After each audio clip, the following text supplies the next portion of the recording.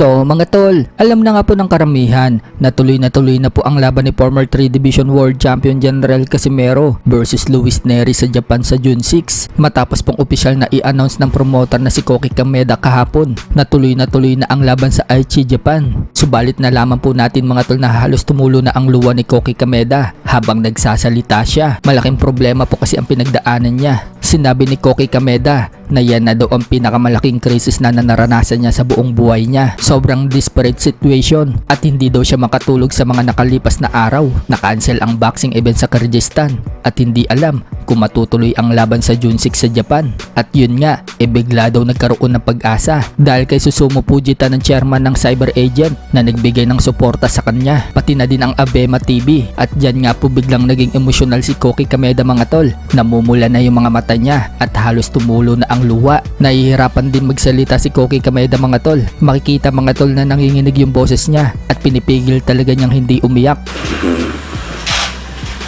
本当にねこう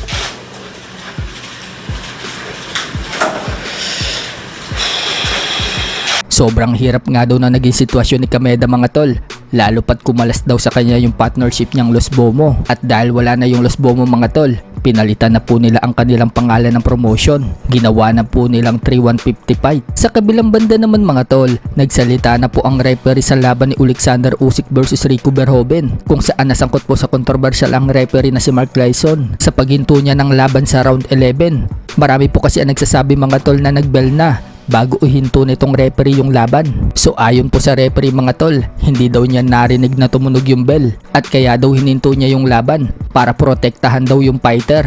At sa tingin din umano niya, 2 seconds pa bago mag-bell. Pero kung pagbabasihan mga tol ang official time, 1 seconds pa bago yung bell. Pagdating naman sa actual na bell, mapapansin ng mga tao na nag-bell na saka palang hininto yung laban. Kaya naging controversial po yan mga tol. Pero ika naman po ng mga fans ni Usyk, talo talaga daw itong si Verhoeven. Kahit na ituloy pa yung laban, mas lalong knockout lang daw ang sasapitin nito kay Usyk. So kayo na lang ang humusga mga tol sa laban na yan. At dahil sa controversial fight mga tol, naglabas na ng panibagong ranking ang WBN para sa kanilang pound for pound list. At binagsak ng WBN si Usyk sa number 6 ranking. Pero pagdating po sa Ring Magazine mga tol, nananatili pa rin pong number 2 si Usyk sa pound for pound ranking nila. Sa iba pang balita mga tol, alam na nga po ng karamihan na may laban po sa June 5 si Wiljon Mindoro na gaganapin sa Probox TV sa US. Haharapin po niya ang Mexican fighter na si Elias Espadas. Maganda po ngayon ang training camp ni Mindoro sapagkat kasama po niya nag-iinsayo si former world title challenger Edgar Berlanga. Tandem po sila nagtitraining mga tol.